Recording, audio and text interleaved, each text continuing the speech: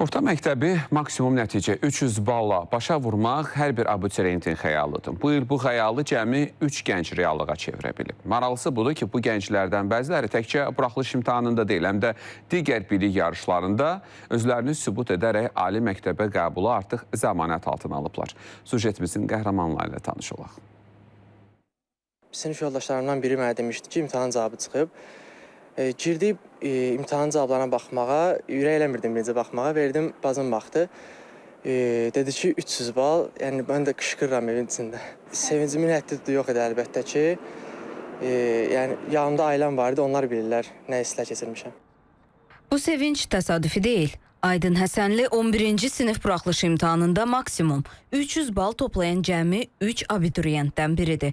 Ceyranbatan qəsəbə bir sayılı məktəbin şagirdi olan Aydın bu uğuru ilk dəfə qazanmır. O 9-cu sinifdə də eyni nəticəni göstərərək hədəfinə sadiqliyini sübut edib. Qarşısına qoyduğu məqsədi bir daha reallığa çevirən gənci indi daha böyük planlar gözləyir.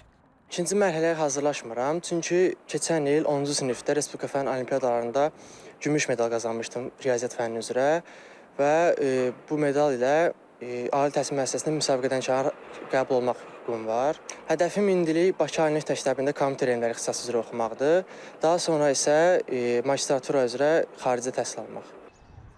Yüksək nəticə göstərənlərdən biri Mikayıl Fərəcov İmtahan zamanı çətinliklərlə üzləşdiyini gizlətmir, amma əsas fərq bu çətinliklərin öhdəsindən gəlmək bacarığındadır.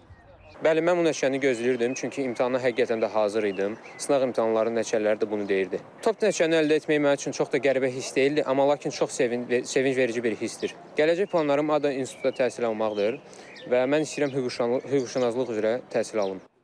Qeyd edək ki, martın 9-da keçirilən tam orta təhsil üzrə buraxılış imtahanının nəticələri artıq elan olunub. Bu imtahanda cəmi 3 nəfər maksimum nəticə əldə edib. Bəyim Mahir qızı, Nizami Qurbanov, Səbinə Şükürova, İTV Xəbər.